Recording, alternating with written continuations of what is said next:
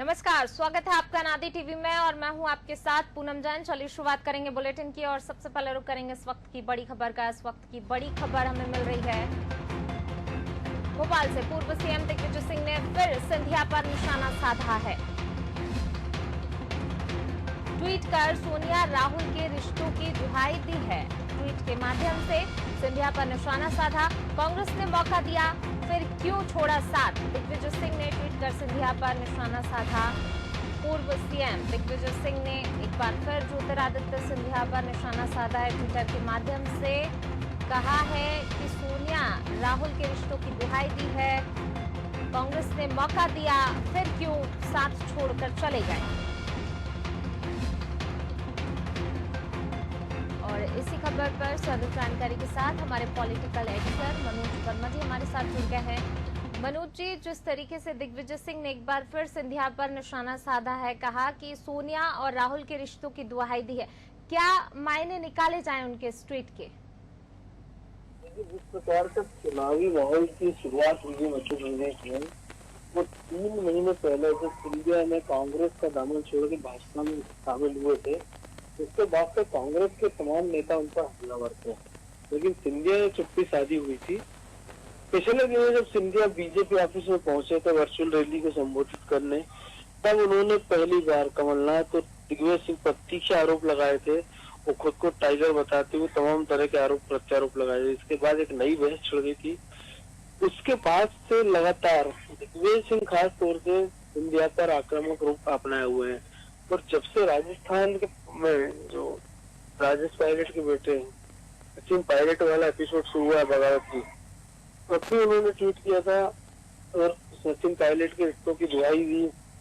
अब फिर ये ट्वीट करके उन्होंने सिंधिया पर निशाना साधा और ये बताने की कोशिश की है कि कांग्रेस के परिवार ने सिंधिया परिवार पर कितने एहसान किए कि उनको सबसे कम उम्र में सांसद बनाया, मंत्री बनाया और तमाम सारे उनको तमाम सारे पद दिए। लेकिन उत्तर प्रदेश में सह प्रभारी बनाया, लेकिन इसके बाद भी पद के लालच में वो बीजेपी के साथ चले गए और कांग्रेस से दामन छोड़ा दिया।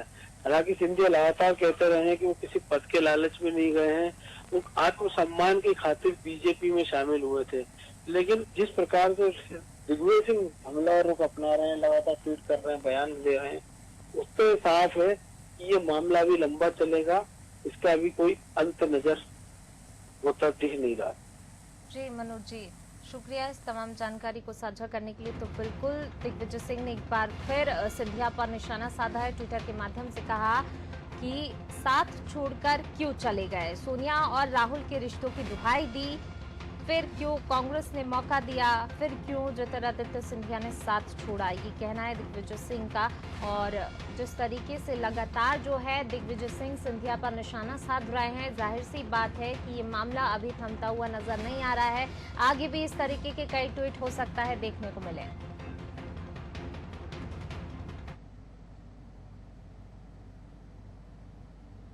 चलिए बढ़ेंगे खबरों की ओर। मध्य प्रदेश विधानसभा में कांग्रेस की विधायक सुमित्रा काजडेकर ने भी विधायक पद से इस्तीफा दे दिया है। काजडेकर के इस्तीफे के बाद कांग्रेस की सदस्य संख्या 90 बच चुकी है। 4 महीने में कांग्रेस के 24 विधायक इस्तीफा दे चुके हैं।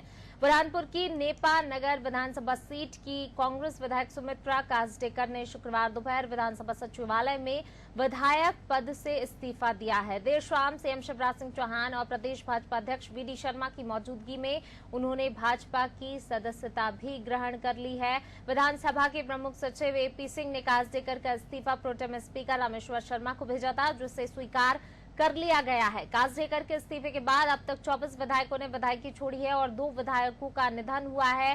इस तरह 26 विधानसभा सीटें रिक्त हो गई हैं, जिन पर अब उपचुनाव होंगे।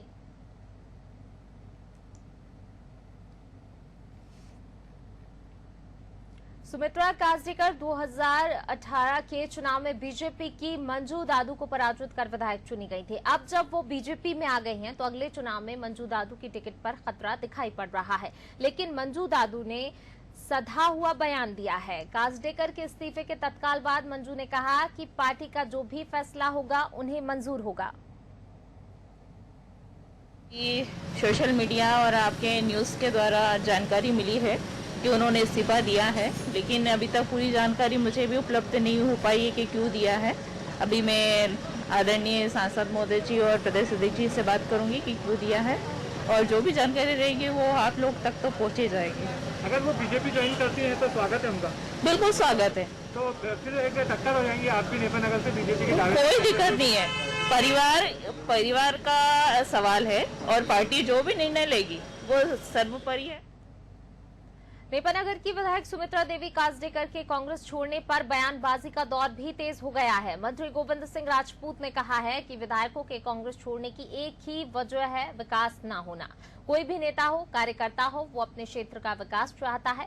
सुमित्रा देवी काजडेकर ने भी इसलिए कांग्रेस से इस्तीफा दिया है क्योंकि कांग्रेस में विकास की बात होती ही नहीं है। राजपूत ने कहा कि कांग्रेस के 3 विधायक जल्द ही भाजपा में आने वाले हैं। सब वो कांग्रेस नहीं रही। कांग्रेस में कोई ना सुनने वाला है ना ही समझने वाला है। वही कारण है कांग्रेस से बहुत सारे लोग भाग रहे हैं। पर अभी तो देखते जाइए आप, विधानसभा के चुनाव होते होते मैं समझता हूं 3-4 विधायक और आएंगे। और भाजपा बुला नहीं रही है, भाजपा सम्मान दे रही है। इस कारण से कांग्रेस के विधायक टूट कर अपने आप आ रहे हैं और भाजपा विकास की सोचती है। मैं खुद इस बात का गवाह हूं कि जब मैं कांग्रेस में था तो मेरे विधानसभा में काम नहीं हो रहे थे। अब भाजपा में आया हूं तो 200 करोड़ रुपया मैं काम में अभी तक ला चुका हूं। और शिवराज सिंह जी ने कहा है 200 करोड़ नहीं, जितना काम करना है सुर्खी में उतना काम करो। शिवराज सिंह और भाजपा की सरकार आपके साथ है।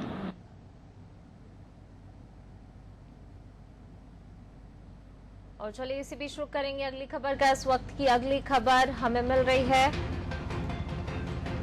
भोपाल से। बीजेपी विधायक राकेश गिरी कोरोना पॉजिटिव पाए गए हैं। तो अब जो है कोरोना का कहर जिस तरीके से बढ़ रहा है, पत्नी लक्ष्मी गिरी और बेटे भी कोरोना पॉजिटिव हुए हैं।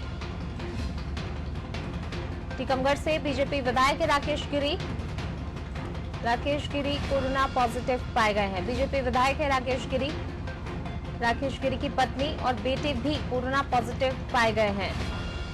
तो लगातार जो है कोरोना का कहर बढ़ रहा है। इससे पहले भी कई विधायक कोरोना पॉजिटिव हो चुके हैं और अब एक बार फिर एक और विधायक कोरोना की चपेट में। टीकमगढ़ से बीजेपी विधायक राकेश गिरी कोरोना पॉजिटिव और उनकी पत्नी और बेटे भी कोरोना पॉजिटिव हैं।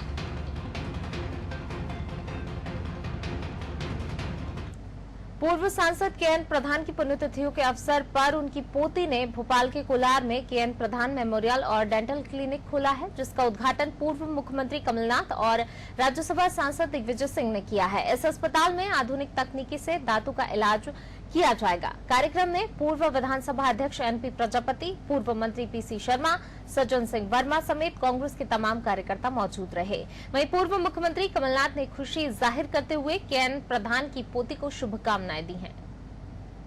बड़ी खुशी है कि आज डेंटल क्लिनिक जो प्रधान जी के याददाश्त में का उद्घाटन हुआ है।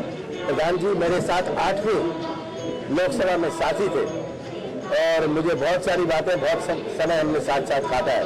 तो आज खुशी है कि उनकी पोती ने एक ऐसा डेंटल सेंटर, डेंटल क्लिनिक खोला है जो हमारे भोपाल के लिए नहीं, पूरे मध्य प्रदेश के आने वाले लोगों को इसकी सुविधा मिलेगी।